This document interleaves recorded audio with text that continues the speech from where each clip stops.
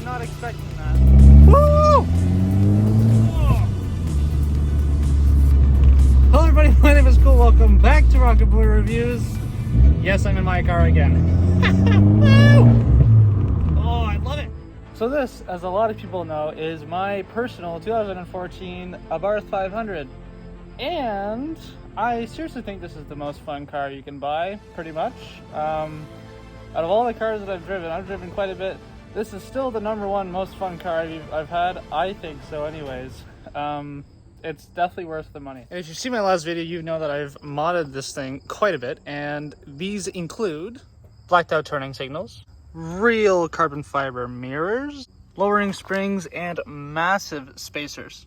A beautiful carbon fiber wing, a very nice custom carbon fiber diffuser with a one-of-one center exit exhaust. Very happy I did this. A backseat delete with a fire extinguisher.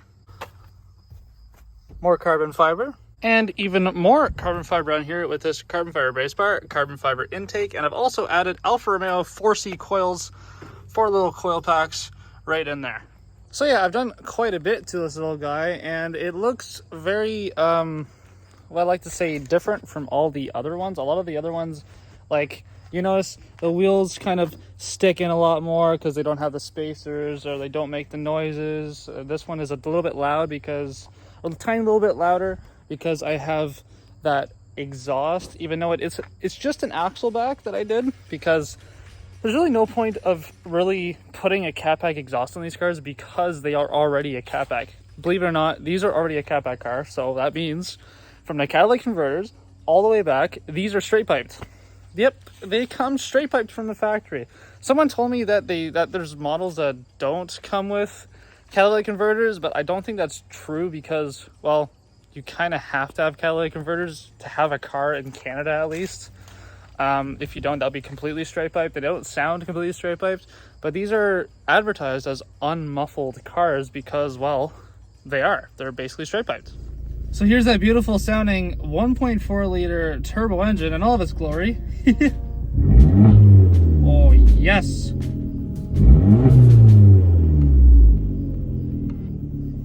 Yeah, I love this car.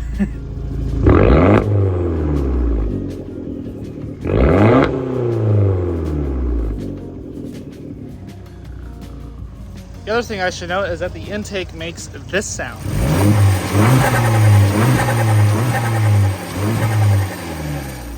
Yes, sir, you heard that right. It flutters. Sounds like a GTR. No, it doesn't sound like a GTR. It sounds like an intake off an ABARTH, obviously, because, well, that's what it is. All right, so I'm going to do the usual stuff that I do on my Rocket Boy Review channel anyways. I'm going to start with the history of the ABARTH brand. The history of the ABARTH brand goes all the way back to 1949.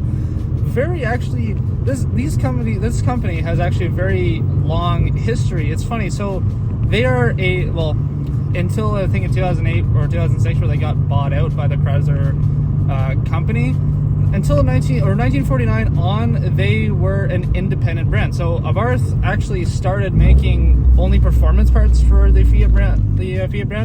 So like in the 50s and 60s, when you had your original Fiat Cinquecento, which Cinquecento in Italian means 500, so the original 500, you can buy performance parts from ABARTH. So that means you can buy exhaust, you can buy, I don't think they did any tune, well, they did a certain kind of tune, like they tuned the carburetors to get a little bit more power, but you can get an exhaust, you can get a carburetor tune, you can get a different intake system, different filters, you can get different rims, you can basically do everything. Like, ABARTH is kind of like the Brabus or the AMG that Mercedes has, or the M division that BMW has, but for the Fiat company.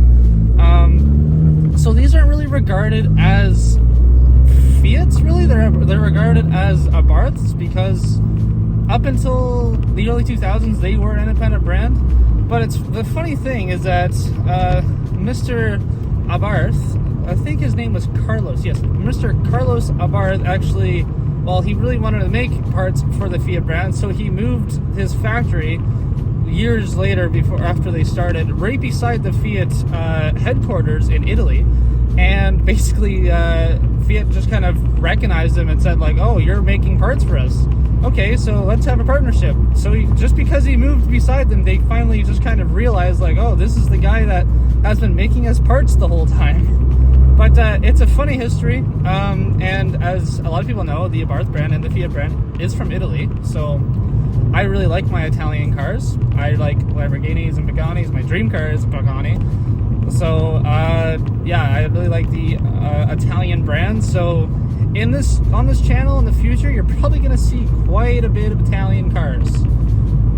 I hope that is foreshadowing, but I guess we'll have to see. Alright, so performance and transmissions of these amazing cars. Well, amazing in some ways, which I'll get to why they're not so amazing later on.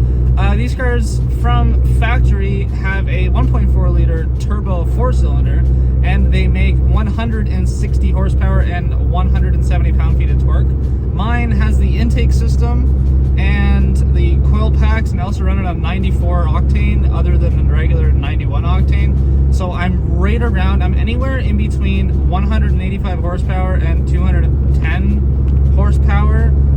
Also, I'll show you guys the boost gauge, but on the boost, because I have the intake systems, by the way, on these cars factory are absolutely horrendous. Like, you have to have that intake system from 500 Madness. Like, you just have to. Like, it's unbelievably terrible. So factory, these do 14 pounds of boost, but because of that intake system, because the stock one is so unbelievably terrible, I now do like 20 pounds of boost when this thing is warmed up. 20 psi. That's 6 psi more than factory. That's where you get your other like 20 horsepower, 25 horsepower. So usually intakes don't really make a ton of power. They make like 5-10 horsepower, but in these things, they make a lot more power if you have the right intake. Also, the transmission of these cars have an optional automatic transmission, but please do not buy the automatic transmission in this car. It ruins the experience. So my mom has a regular Fiat 500, but she has a Lusso convertible. Very nice car. I should do a review on that one too, actually. But that has a 6-speed automatic transmission, which has the same transmission in the ABARTH if you want to get it, and it is unbelievably slow. It's really bad. But my car has a 6-speed manual transmission, which this car, like, I don't think it's not the same unless you have a manual. You have to have a manual transmission in this car. It's a necessity. Even if you don't know how to drive manual, I don't care. Buy one and learn. You have to have a manual transmission in this car. It's not the same car. There's people that I know that have driven the automatic transmissions and driven the manuals right after, and it's night and day. Like, you can't buy an automatic transmission. If you have a convertible ABARTH, I mean, I get it. It kind of makes sense. If you really want a Sunday driver that's smoother, then sure, buy an automatic transmission. But if you have a coupe like me, don't. It's just don't. Don't do it. All right, let's do what this car is meant for. I'm gonna go around a corner pretty quick. Oh, here we go. Oh yeah. Oh yeah. Okay. Oh, a little bit of understeer. Oh. Here's another corner here. Oh my god. Here we go.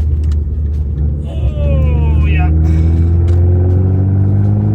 So yeah, I went on like really tight corners there at like 70 kilometers an hour with just a tiny bit of understeer. Yeah, these cars corner like unbelievable. I've taken this car on the track and I've kept up with supercars in the corner because it just sticks to the ground. It doesn't move. Also helps that I have it lowered and on the lowering spring or spacers, lowering springs and spacers, so that definitely helps. But yeah, these cars, it's what it's meant for. It's a track car. So race car, baby. What am I doing? I can't go do a review without doing a pull. Right to 5.5. Woo! Oh yeah, we're going. Oh, pop there. Oh, it's for what the car is. It only weighs 2,500 pounds. It is quick. It's really quick for what it is. I mean, obviously mine's modified, but like, if you do all the stuff that I've done plus, it's a quick car. It actually is a quick car. The only thing that kind of sucks the performance out of this car is this. Then it hits. Okay, change gears, hit the gas, then it hits. This car is unbelievably terrible turbo lag. as I said before, these cars, the intake systems are terrible. I fixed that problem, but the intercoolers are unbelievably terrible, even worse than the intake. These cars have 2 intercoolers, one on each side, and I'll show you guys the front end where they are. But yeah, there's a ton of unnecessary piping, and it's terrible. Okay, so the intercoolers now, of course, are at the front. Usually, you'd think that they're right in here, and that is not your intercooler. That is what I believe. That's obviously your radiator, I believe. Yeah. So the intercoolers, you know, there's these 2 little ducts, one on each side. You can actually see the intercooler through there, and there is one on the other side. Now, I don't really know why ABARTH did that because, well, it's unbelievably inefficient. Like, there's a bunch of tubing and everything underneath the bumper here that is just all over the place because the intercoolers have to share piping, right? So you have to, the air goes in one side and, well, both sides, and they share piping, and up to the, it just doesn't make any sense. Like, I really don't understand why ABARTH did that. Obviously, the upgrade to that car is to have one intercooler behind the rad. No, in front? I can't remember. It's in front, behind, whatever. But it's through the first, or the big entrance right there. Obviously, that's the upgrade. But I don't really know why ABARTH did that, but I'm eventually going to get the single intercooler so I don't have all that crap piping, which will hopefully quicken up my turbo lag. All right, let's do a walk around of my ABARTH. So if you guys notice, I have these blacked out taillights. These are an option, very rare option. If you notice, there's a lot of options on these cars that you don't really normally see. So blacked out taillights. I've got a, there's like the digital display for the, what is it? The climate control. Beyond, there's every single option on this car, but 2, which is the leather seats, which you don't want the leather seats anyways, and the backup sensors, which they're completely useless because, well, the car isn't so big at first, or in the first place. So yeah, let's do a little walk around. Very nice red color. I believe this is called Safranto or Rosso Safranto. I think that's what the color is called. It's red, Safranto's red or something like that in English. Rosso Safranto is obviously Italian. Also, these are the optional 17-inch rims. These rims are actually forged rims, believe it or not, and they don't weigh anything, obviously, being forged. These are forged from factory. Very expensive to replace, so it's kind of like a take and go kind of thing. Spend the money and you get really nice rims, but if you damage them, it's going to cost you an arm and a leg. Or you can get the 16-inch rims that look terrible, but they don't cost you anything. I also like that every rim has ABARTH right on the rim with a scorpion in the middle. Very nice. Also, you can also see my carbon fiber mirror. Very nice. ABARTH stripe down the middle. It's obviously a option as well. Of course, being Rocket Boy reviews, Rocket Boy at the back. Have to have it, you know. Very nice car. Blacked out taillights too. Also rare option. Very nice. It's kind of like a bubble shaped car kind of thing. Like it's not like unbelievable aerodynamic, but like the wheelbase on this car is pretty long for what it is, or pretty wide for what it is. I love it. Alrighty, let's go in the interior of the ABARTH. Very nice. Not light doors too. Those are always fun. Don't want heavy doors. Nice seats. I love these. These are for what do they call them? Racing harnesses. Yes. If you get a brace bar at the back, which I'm gonna get eventually, because I have the seats out, I'm gonna get a brace bar in the back. I'm gonna get race harnesses, and they're obviously gonna come through this little hole here. I like this also. This is actually an Alcantara little strip. On all this is all Alcantara too, along with the roof. The roof is all Alcantara too. But these are all nice Alcantara seats. The whole back end of the seat actually is Alcantara. All right, let's step in to the car. Again, very nice seats. We have little side bolsters. I wish that these side bolsters were bigger, but it's whatever. Nice instrument cluster. Of course, you have your ABARTH logo. There's nothing on this car that says Fiat other than one single thing. This is the only thing that actually says Fiat. That's it. Right there. That's the only thing that says Fiat on this car. Everything is ABARTH. Your 500 logo, ABARTH, 500 again. Every badge says ABARTH. Every wheel says ABARTH. Every hubcap says ABARTH. Everything on the engine says ABARTH. It just has a Fiat body. That's basically the only thing that has a Fiat name with it. Here's also your boost gauge. This is a very, very fun feature. This is a factory boost gauge. Why am I pointing? I don't even know. This is a factory boost gauge that goes all the way up to 24. I don't know if that's probably a little bit too much zoom. Sorry guys. 24 PSI. Very nice. I like these also very simplified instrument cluster, which is always really nice. But I like the interior of this car. Very nice. I'll show you guys a startup actually. Time for a startup sequence. So you have your key on the side here. Of course, as I said before, wait for that fuel pump to turn off. Sport mode, obviously. And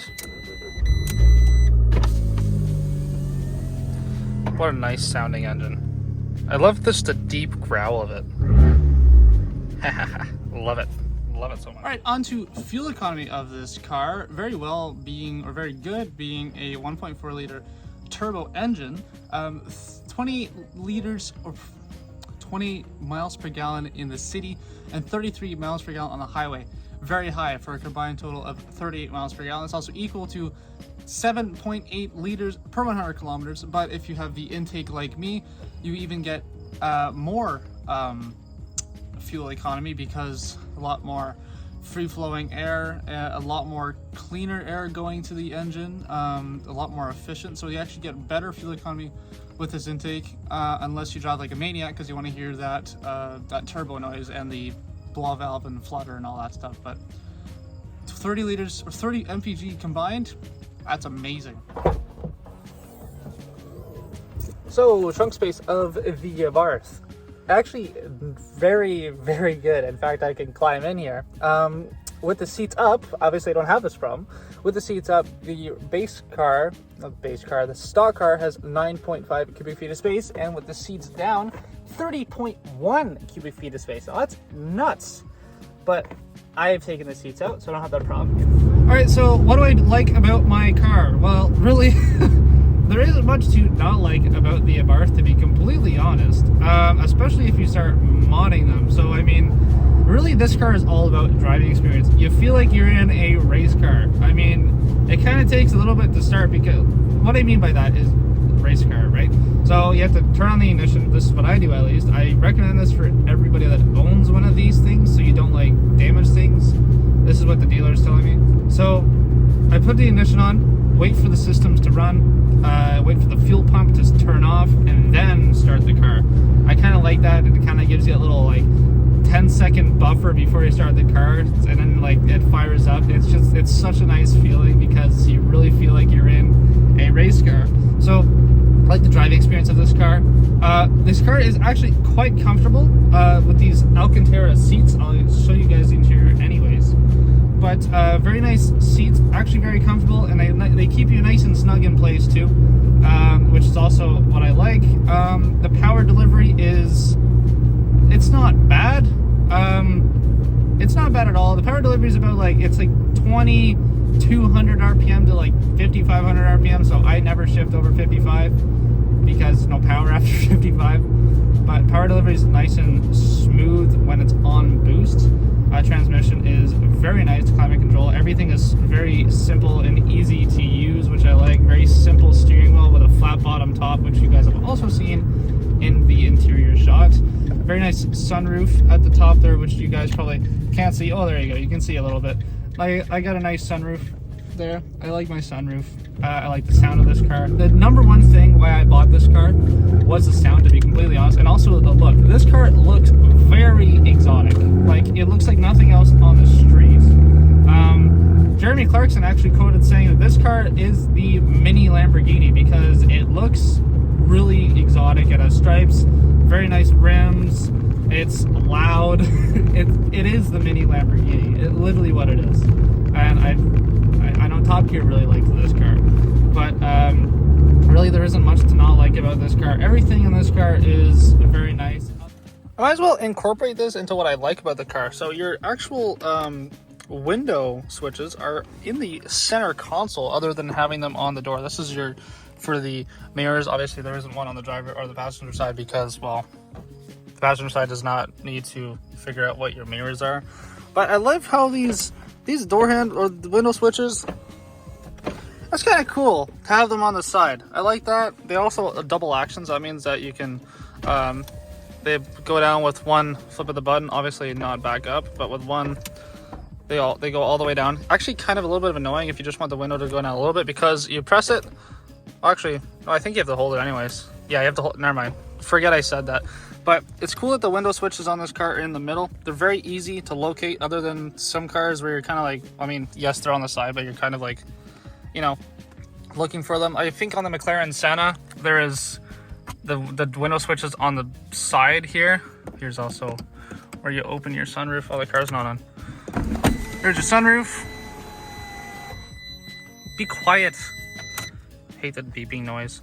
But I think on the Senna, obviously I haven't reviewed a Senna because it's $1 million car.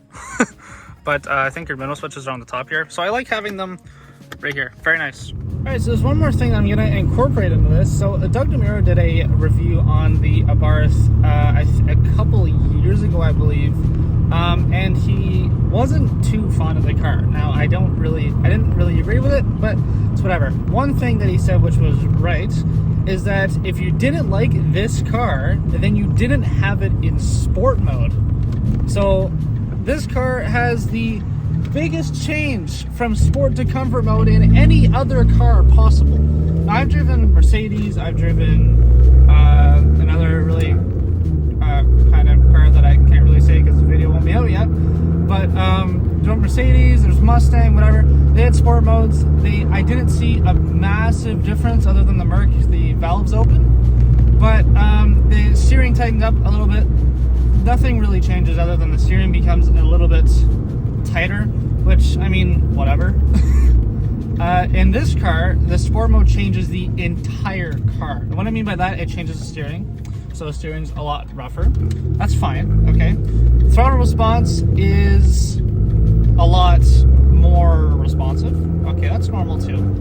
But this car has a factory ECU map from comfort to sport. So it's in comfort mode, which I'll show you guys at the boost gauge in a second here.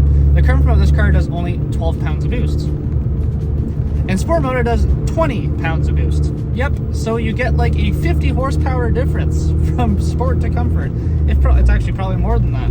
Yeah, it's a massive difference, and it kicks you in the face really hard, especially in second gear when this car is in sport mode. But it's hilarious how big of a difference this car is. And as Doug said, if you didn't like the car, then you didn't have it in sport mode, and that is completely correct. All right, so this is from 3,000 RPM in comfort mode.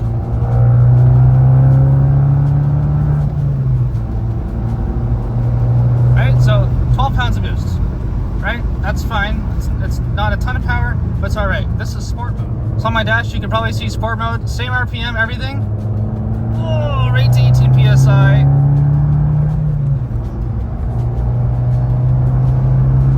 Just see how fast how much faster it climbs.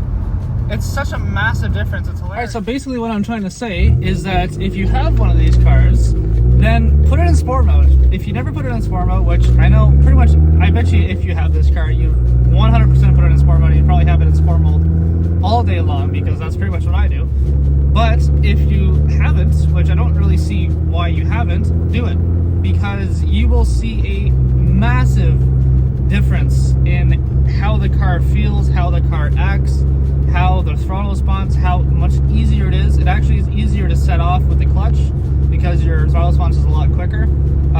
You'll see how, well, I think it's easier to drive in sport mode, but everything is a lot more stiff. So for some reason, suspension feels stiff. This doesn't have active dampers.